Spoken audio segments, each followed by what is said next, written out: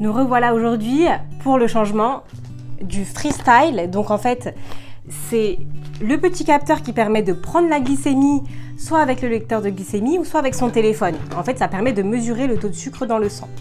Je t'invite aussi à voir quand j'ai fait la vidéo pour le changement de mon pod aussi. Donc ça, c'est la pompe à insuline. Et c'est comme ceci, ce petit capteur. Alors, c'est très simple, ça prend 3 minutes. J'ouvre la boîte. Et je vais pouvoir faire l'amorçage si j'arrive à ouvrir la boîte. Je vais y arriver. C'est vrai que j'ai pas l'habitude forcément de le faire devant les caméras, mais je vais m'y habituer parce que c'est ma chaîne. Voilà, je clipse les deux parties. Dedans, il y a une aiguille. Je sais pas si vous allez la voir. Mais avant ça, je m'assure que je me suis bien... Non, je n'ai pas d'intérêt à vous montrer les parties de mon corps, mais ici, j'ai bien désinfecté, d'accord? Donc, je vais le refaire avec vous. Je prends la compresse. Il ne faut jamais le coller sur une peau mouillée. Hein. Je prends mon capteur et hop, l'aiguille rentre dans ma cuisse.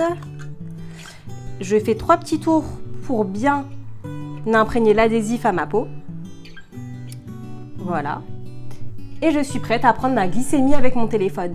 Je vais vous mettre une capture de qu'est-ce que représente le fait de prendre sa glycémie. Ce capteur, il peut être positionné aussi sur le bras, sur le ventre, mais c'est très rare. Voilà. Chaque personne a ses petites fonctionnalités pour le capteur de glycémie. C'est vrai qu'en fait, le vrai taux de sucre dans le sang, il va être principalement au niveau du cœur. Parce que vous savez, la circulation sanguine, en fait, elle passe par les pieds jusqu'à la tête. Mais il faut savoir que la vraie glycémie, elle est principalement au niveau. Donc c'est pour ça que avant, c'était la partie aussi sur laquelle on se piquait les doigts. Mais c'est vrai qu'on peut avoir du glucose stocké dans les cuisses. C'est pas forcément le véritable taux de glucose. Vous pouvez avoir aussi un décalage.